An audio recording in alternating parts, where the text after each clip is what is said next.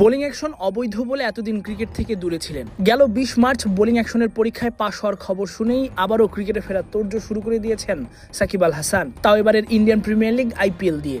ভারতের গণমাধ্যমগুলোর খবর, bowling action পরীক্ষায় পাশ করে নাকি IPL-এ দল পেতে যোগাযোগ শুরু করে দিয়েছেন সাকিব। IPL-এর ৩টি ফ্র্যাঞ্চাইজির সঙ্গে প্রাথমিকভাবে নাকি আলোচনাও করেছেন।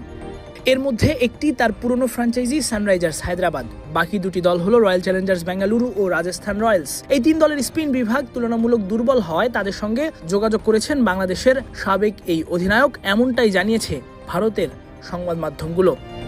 সঙ্গে এও জানিয়েছে এখনই সাকিবের IPL-এ ফেরার সম্ভাবনাও কম। টুর্নামেন্ট চলাকালীন যদি কেউ চোট পেয়ে ছিটকে যান বা নাম তুলে নেন, তবেই সাকিবকে রিপ্লেসমেন্ট হিসেবে নিতে পারে এই তিন দলের একটি। তবে ফ্র্যাঞ্চাইজিগুলোকে সাকিব ইতোমধ্যেই বার্তা দিয়েছেন খেলার জন্য পুরোপুরি তৈরি তিনি।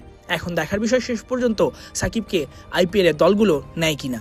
আর যদি না নেয় তাহলে PSL-এর জন্য চেষ্টা করবেন সাকিব। IPL-এর মাঝপথে শুরু হবে পাকিস্তান সুপার লিগ PSL-এর এবারের আসর। যদিও PSL-এর ড্রাফটে সাকিবের নাম ওঠার পরেও তাকে দলে নেয়নি কোনো ফ্র্যাঞ্চাইজি। শেষ পর্যন্ত IPL-এ দল না পেলে 11 এপ্রিল থেকে শুরু হতে যাওয়া PSL-এ খেলার সর্বোচ্চ চেষ্টাটাই সাকিব করবেন বলে ক্রিকফ্রেঞ্জিকে নিশ্চিত করেছেন তার ফরেন ম্যানেজার রুদ্রদীপ ব্যানার্জি। দেশের ক্রিকেটে খেলতে না পারা সাকিব IPL-এ কিংবা PSL-এ খেললে সেটা সাকিব ভক্তদের জন্য হতে পারে দারুণ কিছু। সবশেষ ডিসেম্বরে বোলিংয়ে নিষেধাজ্ঞা পাওয়ার পর থেকে সাকিব নীরবে নিভৃতে আছেন। বিভিন্ন ফ্র্যাঞ্চাইজি লিগে নাম দিলেও দল পাচ্ছিলেন না। এমনকি IPL-এর মেগা নিলামে নিবন্ধন করেও দল পাননি। IPL-এর পাশাপাশি পাকিস্তান সুপার লিগ দ্য 100-এও দল পাওয়া হয়নি। ভারত সিরিজের পর থেকে তো দেশের হয়েও আর খেলতে পারছেন না।